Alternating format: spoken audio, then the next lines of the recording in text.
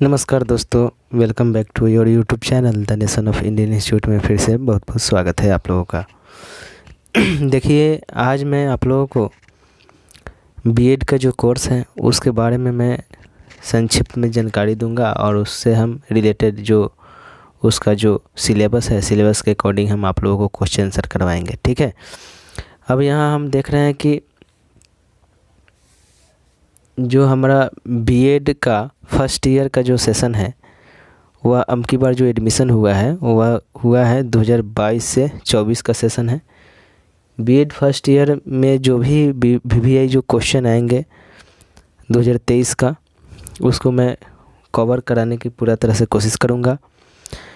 यह जो सिलेबस के अकॉर्डिंग एग्ज़ाम रहेंगे, यह हमारा बाबा साहेब भीमराव अंबेडकर बिहार विश्वविद्यालय मुजफ्फरपुर बिहार, बीएड का फुल फॉर्म होता है बैचलर ऑफ एजुकेशन। ठीक है।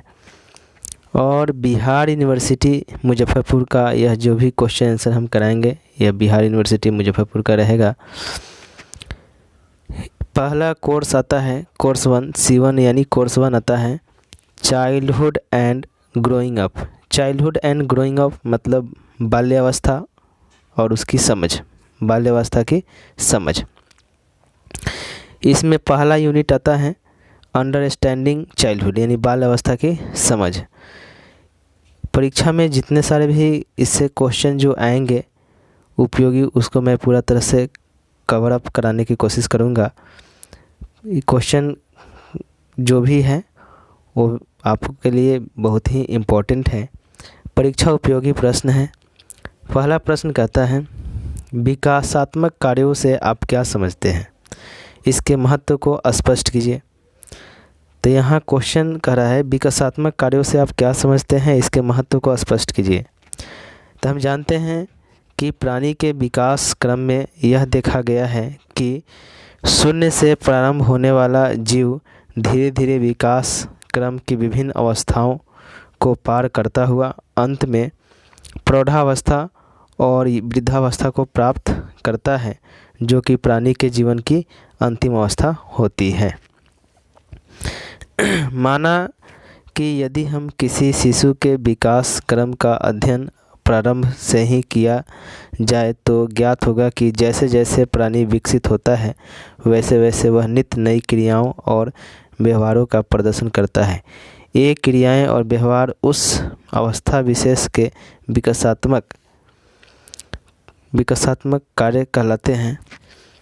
अब इसी का जो आगे है, एक वैज्ञानिक है, मनोवैज्ञानिक है, हैविंग हर्स्ट के अनुसार यह कहते हैं कि विकासात्मक कार्य वे कार्य होते हैं जो किसी प्राणी के जीवन की निश्चित आयु पर ही प्रकट होते हैं। इन क्रियाओं की सफलतापूर्वक प्राप्ति से प्रसन्नता होती है तथा विकास की अगली अवस्था के कार्यों को सीखने में सफलता मिलती है या मदद मिलती है। ठीक है। अब देखो, हम जानते हैं कि विकासात्मक कार्यों के महत्व निम्न है। कौन कौन से महत्व हैं? तो इसमें पहला महत्व आ जाता है विकासात्मक, यानी विकासात्मक क्या है? तो विकास के अध्ययन में सहायक किसी भी अवस्था के विकासात्मक कार्यों द्वारा उस आयु के विकास क्रम के निश्चित दिशा निर्देश प्राप्त होते हैं, जिससे माता पिता, शिक्षकों तथा समाज सुधारकों को बालक के शिक्षण में सहायता मिलती है। ठीक है। दूसरा आता है विकासात्मक कार्यों के महत्व में, दूसरा महत्व आता है आगामी विकास में सहायक। इस अवस्था के विकासात्मक कार्य दूसरी अवस्था के विकासात्मक कार्यों में सहायक होते हैं। यदि वर्तमान अवस्था के विकासात्मक कार्य आयु के अनुसार नहीं होते हैं तो आगामी अवस्था के विकासात्मक कार्यों में विलंब होता है। ठीक है, विलंब होता है। अतः प्रत्येक अवस्था के विकासात्मक कार्य आगामी अवस्था के सूचक होते हैं। ठीक है। माता पिता के निर्देशन में सहायक। प्रत्येक अवस्था के विकासात्मक कार्यों के द्वारा माता पिता यह जान सकते हैं कि किस आयु विशेष में बालक कौन सी क्रियाएं करेगा और इन क्रियाओं की सफलता के लिए क्या आवश्यक है। यह जानकारी प्राप्त कर माता पिता बालकों के विकासात्मक कार्यों की सफलता के लिए उन्हें वे सभी साधन व सुविधाओं प्रदान करते हैं जो विकसित कार्यों के सफल बनाने में संभव हो। अभिभावकों द्वारा दी गई साधन सुविधाओं से बालक वे ही व्यवहार सीखते हैं जिनकी उनसे अपेक्षा की जाती है। ठीक है। चौथा विकासात्मक कार्य आता है समायोजन में सहायक।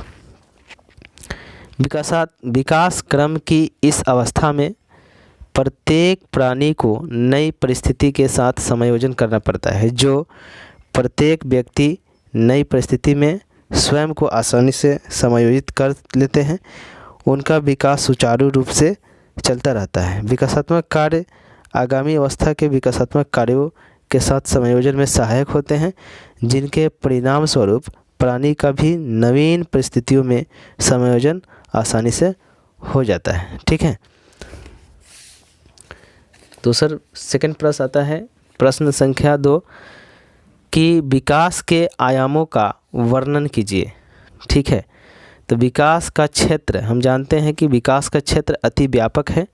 इसमें शारीरिक, मानसिक, भाषाई, संवेगात्मक, सामाजिक, चारित्रिक, सांस्कृतिक, आर्थिक, आध्यात्मिक आदि सभी प्रकार के पक्षों में विकास समाहित होता है। परंतु शिक्षा मनोविज्ञान में मानव के विशेष रूप से बालक के शारीरिक, मानसिक, भाषाई, संवेगात्मक, सामाजिक एवं चारित्रिक पक्षों के विकास के अध्ययन किया जाता है। ठीक है। इन पक्षों का संक्षेप में वर्णन प्रस्तुत किया गया है।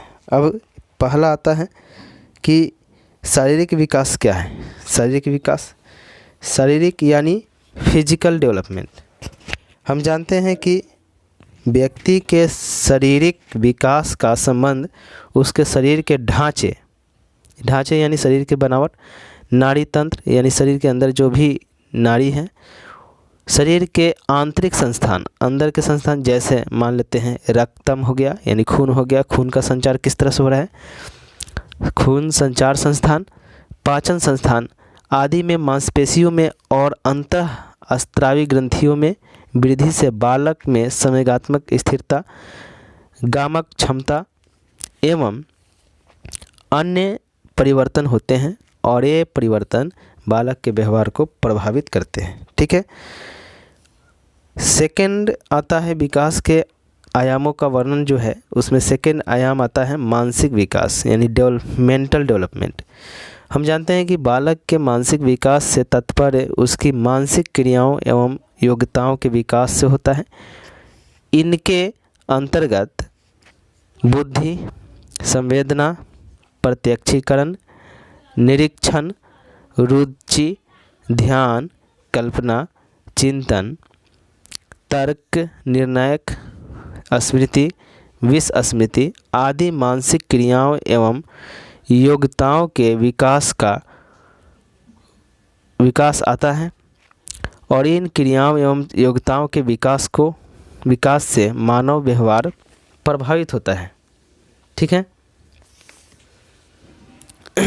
इसमें विकासात्मक कार्य के महत्व में तीसरा आता है भाषाई विकास। बालक का भी भाषा का विकास होता है। जब शारीरिक विकास हो जाता है, मानसिक विकास हो जाता है, तो उसके बाद भाषा विकास आता है। Linguistic development. बालक के भाषाई विकास से तात्पर्य है उसके भावों और विचारों को अभिव्यक्त करने के लिए जो ध्यानात्मक साधन उसके पास है, जिसे भाषा कहते हैं, उसका विकास बालक की वाक शक्ति जन्मजात होती है यानी बोलने की शक्ति।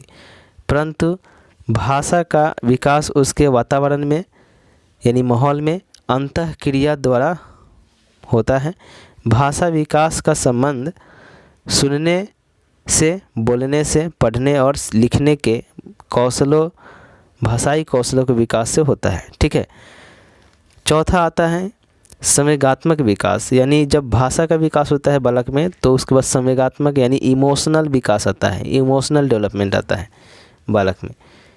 इमोशनल डेवलपमेंट आता है जैसे हम जानते हैं कि बालक के संवेगों के विकास को संवेगात्मक विकास कहते हैं। बालक में मूल प्रवृत्तियों के रूप में कोई संवेग छिपा रहता है। जैसे मान लेते हैं पलायन के पीछे भय। जब ये संवेग बालक के व्यवहार के अस्थायी आधार बन जाते हैं तो इन्हें अस्थायी भाव कहा जाता है। जैसे जैसे बालक का शारीरिक विकास होता है उसके संवेगों में भी विकास होता है। ठीक है। पांचवा आता है इसमें सामाजिक विकास, जिसको सामाजिक विकास से तात्पर्य व्यक्ति का समाज एवं उसकी शैली को सीखने और उसके साथ समायोजन करने से होता है। बालक जिस समाज में रहता है उसकी भाषा, रहन सहन, रीति रिवाज, परंपराएं आदि को सीखने में उसे अपने आप से समायोजन करना चाहता है। जो बालक इनके लिखने एवं अभ्यास में अच्छा समायोजन कर सकता है वह सामाजिक रूप से अधिक विकसित कहलाता है। संक्षेप में सामाजिक परिस्थितियों से समायोजन का सामाजिक विकास कहलाता है। ठीक है। अब आगे आता है छठा चारित्रिक विकास, कैरेक्टर डेवलपमेंट। हम जानते हैं कि चारित्रिक विकास से तात्पर्य है सामाजिक एवं धार्मिक निर्देशों के अनुसार आचरण करना, मतलब व्यवहार करना। इसके लिए बालक को अपने ऊपर नियंत्रण करना होता है। यह नियंत्रण जितना खूबसूरती से व्यक्ति कर सकता है वह उतना ही चारित्रिक रूप विकसित कहलाता है। सामाजिक विकास में समाज के रीति रिवाजों, रहन सहन, भाषा, परंपराओं आदि को सीखना और प्रयोग करना होता है। चरित्र में सामाजिक एवं धार्मिक नियमों के अनुसार आचरण करना होता है, अतः दोनों में अंतर है। ठीक है।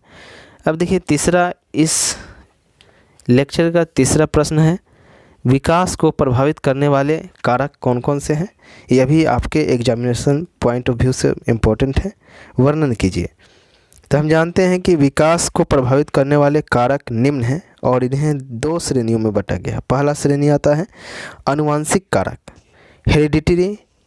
Hereditary factors. हम जानते हैं कि आनुवंशिक कारकों के अंतर्गत जन्म से प्राप्त शारीरिक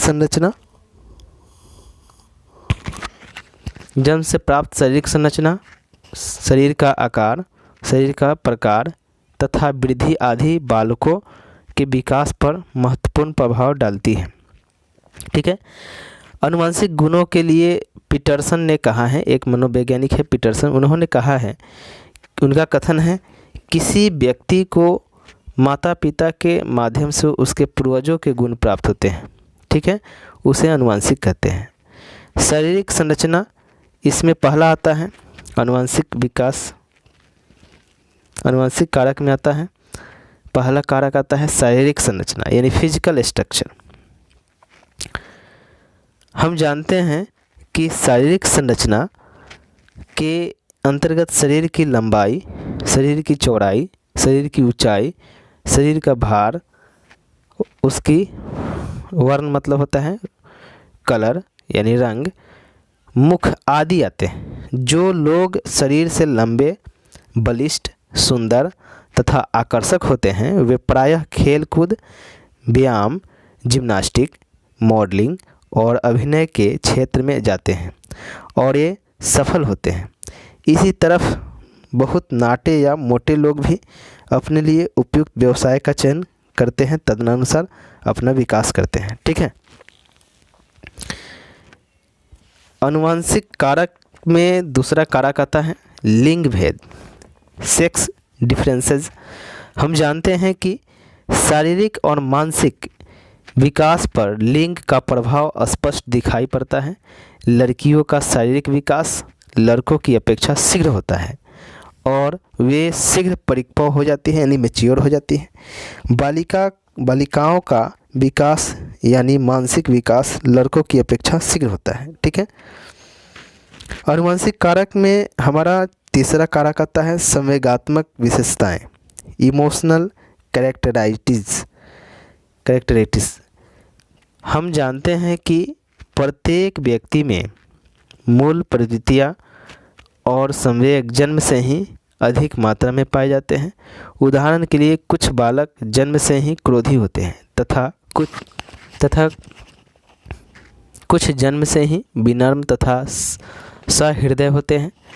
दोनों के व्यक्तित्व के विकास में उनकी मूल प्रवृत्तियाँ का प्रभाव देखने को मिलता है। ठीक है, अब आनुवंशिक कारक में हमारा चौथा आता है बुद्धि, जिसको हम इंग्लिश में इंटेलिजेंस कहते हैं। हम जानते हैं कि बालक के विकास को प्रभावित करने वाले कारकों में बुद्धि का महत्वपूर्ण स्थान है। अनुभव के आधार पर यह देखा गया है कि अधिक बुद्धि वाले बालकों का विकास तीव्र गति से होता है। एक महान वैज्ञानिक है, मनोवैज्ञानिक टर्मन है। टर्मन के अनुसार उनका कथन है कि अपने परीक्षणों के आधार पर बालकों के चलने और बोलने के संबंध में निम्न आधार प्रस्तुत है। देखिए टर्मन के अनुसार क्या है, यहाँ है बालक का बुद्धि स्तर, यहाँ है कि बालक कब से चलना सीखता है, फिर बालक बोलना कब से सीखता है। देखिए यहाँ से इनका पहला आता है कुशाग्र यानी टैलेंटेड। जो बच्चे कुशाग्र होते हैं वह 13 मास की आयु में चलना शुरू कर देते हैं और 11 मास की आयु में बोलना सीख लेते हैं। दूसरा आता है सामान्य बुद्धि। नॉर्मल बच्चे जो होते हैं वह 14 मास की आयु में चलना सीखते हैं और 16 मास की आयु में बोलना सीखते हैं। तीसरा आता है मूर्ख, जो मोरन होते हैं, जिसको इंग्लिश में मोरन कहते हैं। वह 22 वर्ष की आयु में चलना सीखते हैं और 34 वर्ष की आयु में 22 माह, जो भी है सब माह है, महीना है, 22 मास की आयु में चलना सीखते हैं और 34 मास की आयु में बोलना सीखते हैं। यानी यहाँ जो भी है बालक का जो बुद्धि स्तर है, कुशाग्र जो बच्चे होते हैं, टैलेंटेड होते हैं, वह 13 मास की आयु में बोलना सीख लेते हैं। यानी 13 मास यानी 13 महीने की आयु में चलना सीख लेते हैं और 11 महीने की आयु में बोलना सीख लेते हैं। जो सामान्य बुद्धि के बच्चे होते हैं, जिसको नॉर्मल कहेंगे, वो 14 महीने की आयु में चलना सीखते हैं और 16 महीने की आयु में बोलना सीखते हैं। जो मूर्ख बच्चे होते हैं, जिसको मोरन कहते हैं, वह 22 मास की आयु में क्या सीखते हैं, चलना सीखते हैं और 34 मास की आयु में बोलना सीखते हैं। यह हम नहीं कह रहे हैं, यह वैज्ञानिक जो है वो अपने जो वैज्ञानिक टर्मन है उनके अनुसार कथन दिया गया है। और चौथा आता है मूढ़। मूढ़ मतलब इम्बियल जो होता है, जिसको मूढ़ कहते हैं। मूढ़ बच्चे जो होते हैं, बालक, वह 30 महीने की आयु में चलना सीखते हैं और 51 मास यानी 51 महीने की आयु में वह बोलना सीखते हैं। समझ गए। पांचवा कारक आता है वंश या प्रजाति, जिसको हम इंग्लिश में रेस कहते हैं। हम जानते हैं कि मानव शास्त्र का अध्ययन करने वाले ने बताया है कि विभिन्न देशों की प्रजातियों का विकास विभिन्न मात्रा में पाया जाता है। उदाहरण के लिए निग्रो लोग के बच्चों की प्रौढ़ता जो है शुरू के वर्षों में ही श्वेत वर्ण के बच्चों की प्रौढ़ता से 80% अधिक होती है। मतलब निग्रो जो लोग हैं, जो काले जदे होते हैं, उनकी अपेक्षा जो श्वेत वाले जो लोग हैं, श्वेत वाले बच्चे की अपेक्षा निग्रो लोग वह एक वर्ष से यानी शुरू के वर्षों में ही क्या होते हैं, 80% अधिक होते हैं, तेज होते हैं। आनुवंशिक कारक का पांचवा यानी छठा कारक आता है आंतरिक संरचना यानी इंटरनल स्ट्रक्चर। हम जानते हैं कि शरीर की बाह्य संरचना के साथ साथ इनकी आंतरिक संरचना भी व्यक्ति के विकास में महत्वपूर्ण भूमिका निभाती है। इसके अंतर्गत हड्डियों की बनावट, मस्तिष्क की संरचना, पिनियल थायराइड तथा पैराथायराइड ग्रंथियाँ एवं यकृत, अग्नाशय, हृदय आदि की क्रिया प्रणाली का विशेष योगदान रहता है। ये समस्त आंतरिक अंग व्यक्ति के शारीरिक, मानसिक और चारित्रिक विकास के लिए उत्तरदायी है। ठीक है। अब देखिए दूसरा जो श्रेणी है वह श्रेणी है वातावरण यानी इन्वायरमेंट। हम बच्चे को किस तरह से किस इन्वायरमेंट में रखें, तो देखिए उसका भी कारक पड़ता है। आनुवंशिक कारकों के बाद वातावरण से संबंधित अनेक कारक व्यक्ति के विकास में सहायक होते हैं। जहाँ तक शारीरिक विकास की बात है उस पर वातावरण का बहुत कम प्रभाव होता है, किंतु मानसिक पर वातावरण का पर्याप्त प्रभाव देखने को मिलता है। परिवेश का प्रभाव बाल्यावस्था से लेकर वृद्धावस्था और जीवन के अंतिम क्षण तक पड़ता है। वातावरण पर विकास पर पड़ने वाले प्रभाव के संबंध में एक तथ्य अत्यंत महत्वपूर्ण है। वातावरण मनुष्य के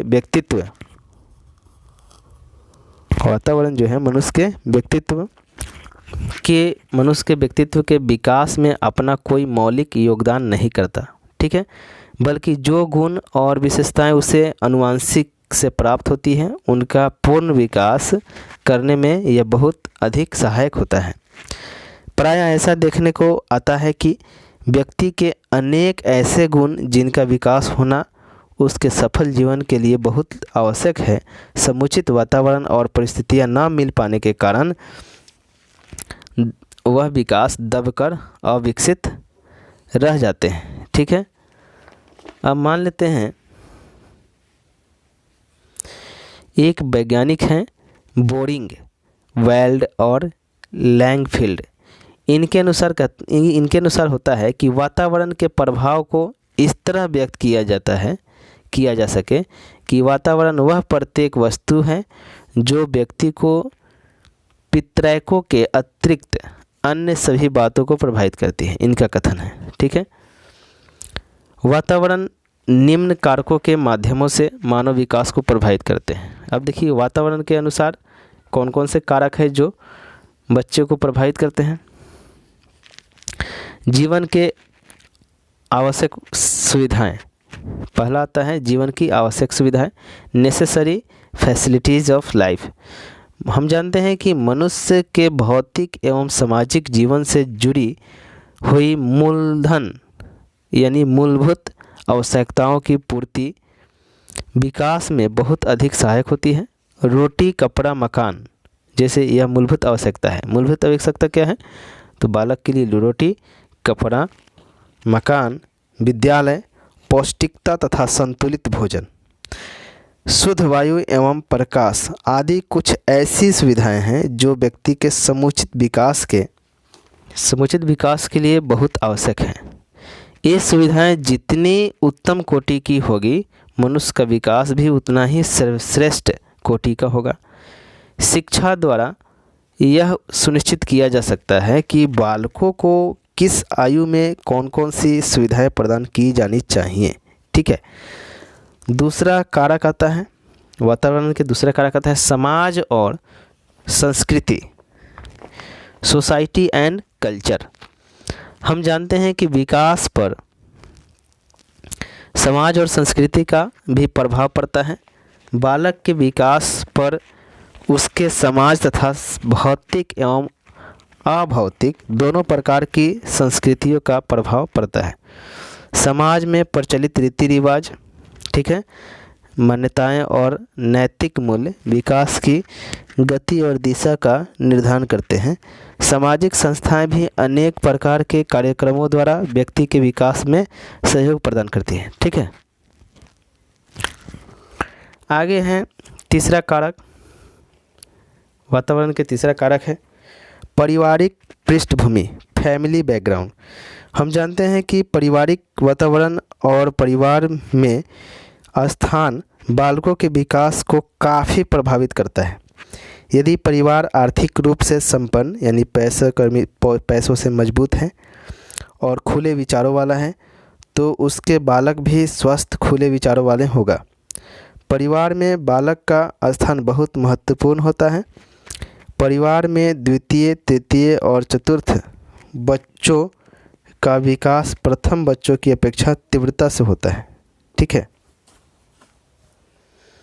क्योंकि बाद में उत्पन्न बच्चों को विकसित वातावरण प्राप्त होता है तथा उन्हें बड़े भाई बहनों का अनुकरण करने का अधिक अवसर मिलता है। ठीक है। चौथा कारक आता है इन्वायरमेंट में रोग तथा चोट, डिजीज एंड इंजरीज। हम जानते हैं कि बालक के विकास को रोग और चोट भी प्रभावित करते हैं।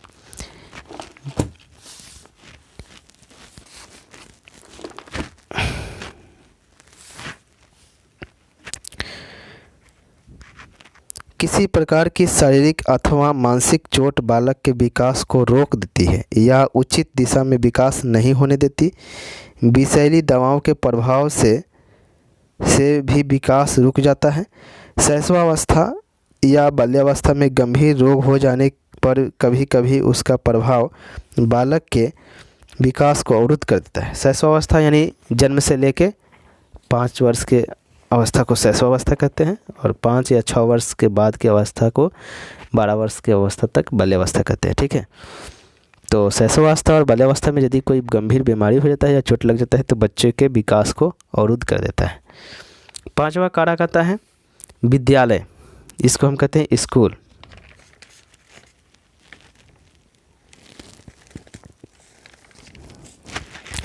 हम जानते हैं कि बालक के विकास में विद्यालय के वातावरण अत्यधिक हम जानते हैं कि बालक के विकास में विद्यालय के वातावरण अध्यापक तथा शिक्षा के साधनों की निर्णायक भूमिका होती है। जिन विद्यालयों में कक्षा शिक्षण के साथ साथ पाठ्य सहगामी क्रियाओं का आयोजन किया जाता है वहाँ बालकों को अपनी प्रतिभा के विकास के अवसर मिलते हैं। जिन बालकों के लिए निर्देशन परामर्श सेवाएं, स्वास्थ्य सेवाएं उपलब्ध होती हैं वहाँ के बालकों के विकास पर सकारात्मक या नकारात्मक प्रभाव डालते हैं। ठीक है। तो यह 5 कारक थे। चौथा क्वेश्चन होगा इस लेक्चर का अंतिम लास्ट क्वेश्चन होगा बाल्यावस्था में सामाजिक, सांस्कृतिक, आर्थिक, राजनीतिक आयामों के स्पष्ट करें। क्वेश्चन आ सकता है कि बाल्यावस्था में सामाजिक, सांस्कृतिक, आर्थिक, राजनीतिक आयामों को स्पष्ट करें। ठीक है। तो हम किस तरह से स्पष्ट करेंगे तो हम इसका आंसर देंगे, कहेंगे हम जानते हैं कि भारत विविधताओं का देश है। यहाँ विभिन्न प्रकार के सामाजिक, सांस्कृतिक, आर्थिक और राजनीतिक परिप्रेक्ष्य से भारत संपृक्त है। बालक के विकास में समुदाय के आयामों की विवेचना निम्नवत की गई है। पहला आता है बाल्यावस्था के पहला हम कह सकते हैं इस तरह से लिखेंगे क्वेश्चन में नंबरिंग टॉपिक वाइज देकर सांस्कृतिक आयाम, कल्चरल डायमेंशन। हम जानते हैं कि प्रत्येक समुदाय की अपनी संस्कृति होती है। यह अपने सदस्यों पर उसकी छाप लगाने, उनको पूर्ण रूप से परिचित कराने का प्रयास करता है। बालक अपने से बड़े लोगों को अपनी संस्कृति का सम्मान और संरक्षण करते हुए देखता है, अतः वह स्वयं भी वैसा ही करने लगता है। हम व्यक्तियों की भाषा और शब्दावली का ज्ञान प्राप्त होता है या करते हैं। बालक समुदाय में अनजाने ही बोलचाल, भाषा, शब्दावली का ज्ञान प्राप्त करता है। यही कारण है कि एक समुदाय के लोग दूसरे समुदाय के व्यक्तियों से बोलचाल, भाषा और उच्चारण में निम्नवत है। आप इस अंतर को ग्रामीण और शहरी समुदाय के बच्चों में सरलतापूर्वक देख सकते हैं। और जब बालक समुदाय के सामाजिक, सांस्कृतिक व धार्मिक उत्सवों को देखता है तब वह उनका अनुसरण करने का प्रयत्न करता है। फलतः उसमें अपनी समुदाय की संस्कृति और धर्म के लिए एक विशेष प्रकार की भावना का विकास होता है। अतः जब बालक पहली बार विद्यालय में आता है तब उसे भाषा, धर्म, नैतिकता की कुछ विशेषताएं उसकी संस्कृति को बताती हैं। दूसरा आता है आर्थिक प्रभाव, इकोनॉमिक्स इन्फ्लुएंस। समुदाय का आर्थिक आयाम उद्योगों और व्यवसायों में दिखाई देता है। बालक अपने समुदाय के व्यक्तियों को विभिन्न व्यवसायों में लगा हुआ देखता है, फलतः उनमें से किसी में उसकी रुचि उत्पन्न होती है और वह उसे सीखने के लिए उत्सुक हो जाता है। कभी कभी वह अपने माता पिता या संबंधियों को अनेक व्यवसायों में सहायता देता है। आज भी ग्रामीण समुदाय में यह बात देखी गई है कि वहाँ बालक कृषि, बढ़ईगिरी या समुदाय के लिए और कोई हितकर कार्य करता है। यदि वह ऐसा व्यवसाय करता है जो समुदाय नहीं चाहती है तो उसे समुदाय से निकाल दिया जाता है। वह उसका सदस्य तभी हो पाता है जब वह इस व्यवसाय को छोड़ देता है और समुदाय द्वारा दिए गए दंड को स्वीकार करता है। आज भी भारतीय समाज में यह बात पाई जाती है। इस प्रकार हम कह सकते हैं कि समुदाय बालक को व्यवसाय को चुनने में प्रभावित करते हैं। इसमें तीसरा आयाम आता है राजनीतिक आयाम, पॉलिटिकल डायमेंशन। हम जानते हैं कि बालक समुदाय का राजनीतिक आयाम बालक को राजनीतिक विचारों को निश्चित रूप देता है। उदाहरण के लिए हम जानते हैं अमेरिका के निवासी लोग विचारों और आदर्शों का समर्थन करते हैं, वहीं रूस के लोग साम्यवादी विचारों और सिद्धांतों को पसंद करते हैं। दोनों देशों के निवासी एक दूसरे के घोर विरोधी हैं। एक दूसरे प्रकार के राजनीतिक विचारधारा उस सीमा तक प्रतिबिंबित है और एक महान वैज्ञानिक हैं क्रोवाक्रो, इन्होंने कहा है या लिखा है कि समुदाय की राजनीतिक विचारधारा उस सीमा तक प्रतिबिंबित होती है जहां तक उसके समुदाय को शैक्षिक अवसर प्रदान किए जाते हैं और उसके राजनीतिक नेता नागरिकों को शैक्षिक प्रगति के लिए उत्तरदायित्व ग्रहण करते हैं। ठीक है। चौथा आता है आयाम सामाजिक प्रभाव, सोशल इन्फ्लुएंस। सामाजिक समुदाय आयाम सभ्यता और सामाजिक प्रगति का मुख्य आधार है। बालक अनौपचारिक रूप से देखता है कि सभी व्यक्ति अपने समुदाय के उन्नति के लिए कार्य करते हैं और यदि उनमें से कुछ ऐसा नहीं करते हैं तो उस समुदाय की प्रगति रुक जाती है। समुदाय में समय समय पर मेले, उत्सव, सामाजिक सम्मेलन, धार्मिक कार्य आदि होते हैं। बालक उनमें भाग लेकर सामाजिक जीवन और सामाजिक सेवा की व्यवहार ज्ञान प्राप्त करता है। समुदाय में रहकर ही बालक अधिकारों और स्वतंत्रता को वास्तविक रूप से समझता है। यह जान जाता है कि अधिकारों के साथ कर्तव्य और स्वतंत्रता के साथ अनुशासन आवश्यक है। हम संक्षेप में कह सकते हैं कि समुदाय व्यक्ति में नागरिक गुणों का विकास करता है और सेवा, त्याग और सहयोग की भावनाएं उत्पन्न करता है। ठीक है। तो बहुत बहुत धन्यवाद हमारे इस वीडियो को देखने के लिए। यदि हमारा वीडियो आप लोगों को अच्छी तरह से समझ में आता है तो हमारे इस चैनल को लाइक करें, सब्सक्राइब करें और अपने दोस्तों के साथ शेयर करें ताकि आपके साथ जो भी दोस्त मित्र लोग होंगे उनको सहायता मिले बीएड के एग्ज़ामों में। ठीक है। बहुत बहुत धन्यवाद। जय हिंद।